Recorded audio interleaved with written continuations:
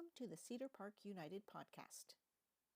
Our guest speaker in worship today was Julia Asselstine, Executive Director of Literacy Unlimited, a nonprofit serving English-speaking families, youth, adults, and seniors from Verdun to the Ontario border.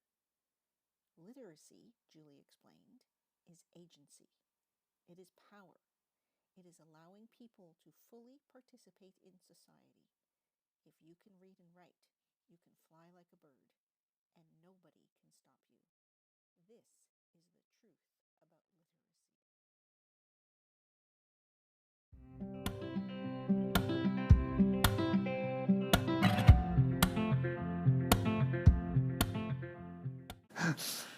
Wow, I really, really love that theme. I love the theme of the word. We have a hoodie on our team that on the back we've used a quote from one of our learners anonymously that says, if you can read and write, you can fly like a bird and nobody can stop you. How beautiful is that? And it's so true. Yes, I'm Julia Asselstine. I'm the Executive Director of Literacy Unlimited.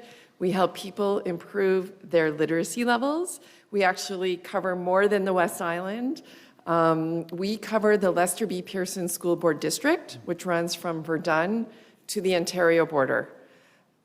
Yeah, it's big. We help families. We know that family literacy is critical. If a parent has low literacy, often a child will grow to have low literacy. We try to get books into homes because we know a book indicates that a child will have a better chance, their literacy levels will be higher. We have seniors programs. Our core programming is 101 tutoring. We get into the community. We work with our partners. You guys had Suzanne Scarrow here from West Island Mission recently. We give them books every single year. But I'll talk a little bit about the link between food insecurity and literacy in a minute. I would first like to put out to everyone, do you know what literacy means? Any hands up? Linda, I know you know.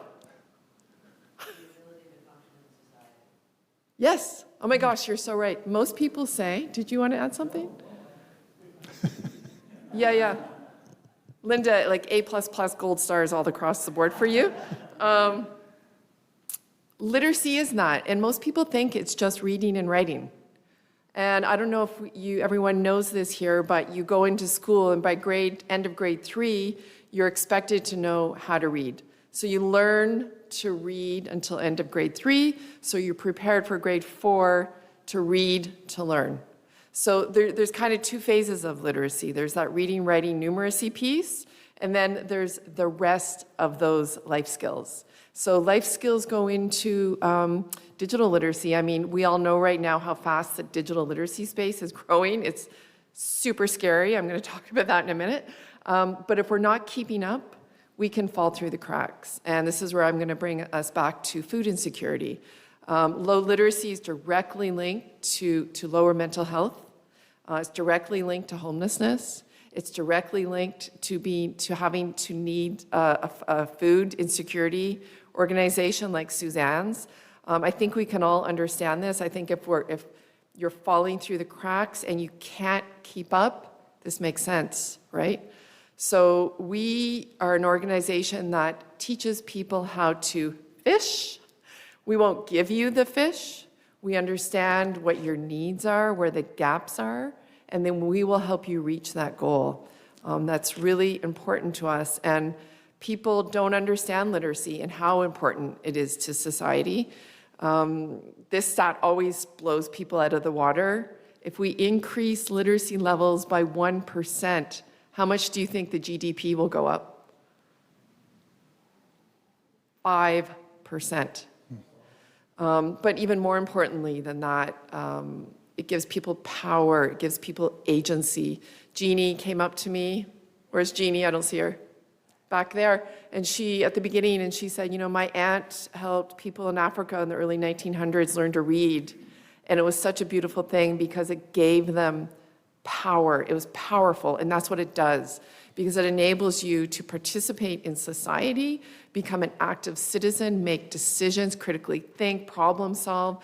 What we're talking about today, we're talking about Jesus and the Word and what he taught, but he also role modeled and he shared that knowledge. I just finished watching a documentary on Disney about bees. Bees teach each other how to thrive and survive in their hives. So it's a natural thing that we need to do as humans. So another question. I told Martha, I don't know where she is, but there's going to be quizzes all day today with me.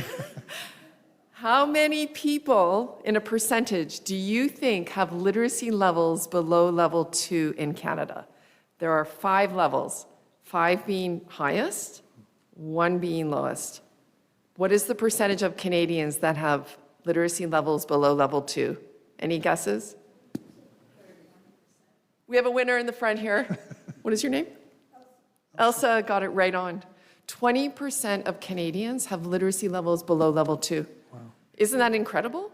Like, we are a first world country. We have an education system that's supposed to be working. And actually in Quebec, it's worse. We're around 22, 23% below level 2 for various, many reasons. And you're probably wondering who makes up that 20%? 40% are people who've dropped out of high school, who didn't finish high school. 25% are newcomers. So we know this data because of the international survey, and the survey is done in the main languages of your country, so French and English. So a newcomer comes here, French, English is maybe their 3rd, 4th, 5th, 6th language, right? How do we expect them to thrive? And then another big portion of that population, of the 20%, are Indigenous populations, especially the ones who are in very remote areas, who don't have access to learning as much as other areas. Another question. Below level 3, any guesses in Canada what the percentage is? Elsa? Close. 49%.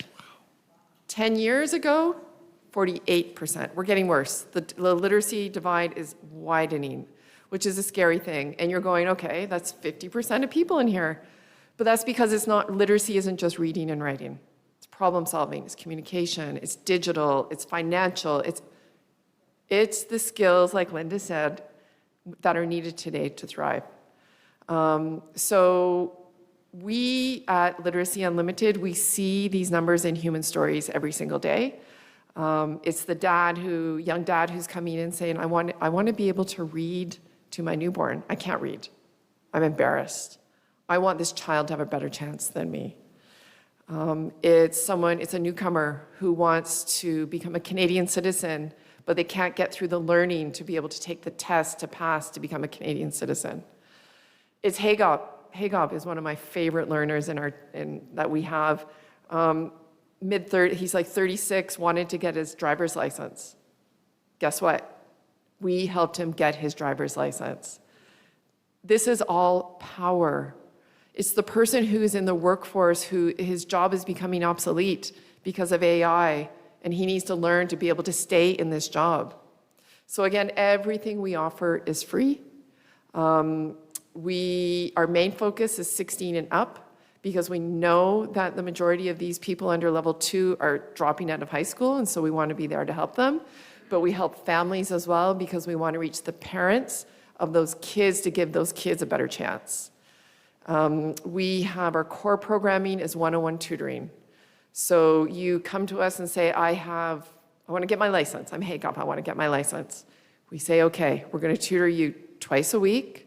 We will meet you anywhere, not in your home, but you can come to our office, which is in Horizon High School in Pointe Claire. By the way, the grade 4 out of the 10 grade 8 students in that class, so this is an alternative high school for kids who are falling through the cracks.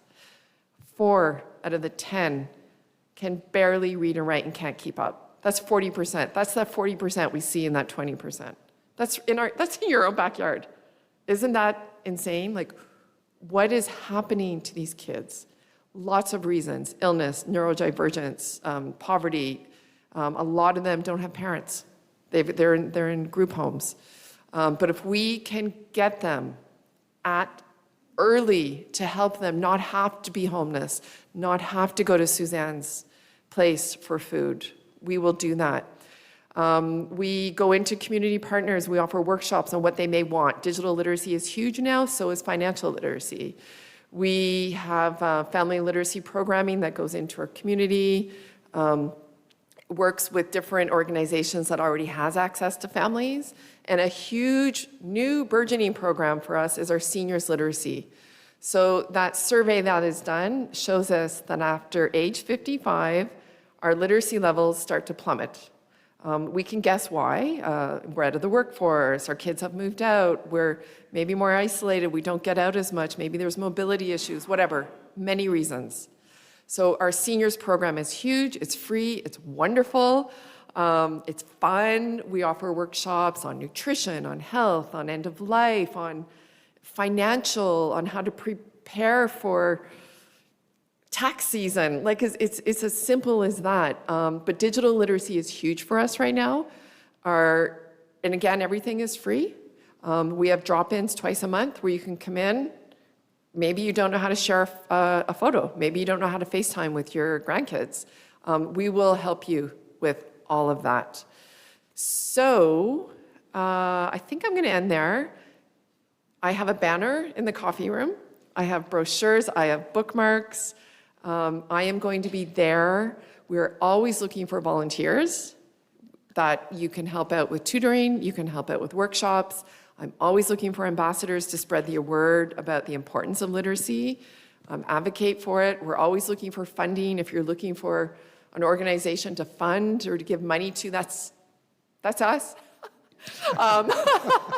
You don't have to, but just so you do know, we're able to give everything, provide all of our services for free because we get funding federally, provincially. We do a lot of fundraising. I do a lot of grant writing. But literacy is power. Literacy is important. And that's it. Thank you. Thank you so much.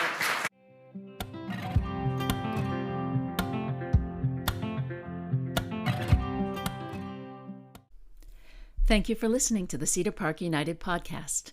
If it inspired you, or comforted you, or even ruffled your feathers in a good way, please consider leaving a positive rating or subscribing to help others find their way here too. It matters.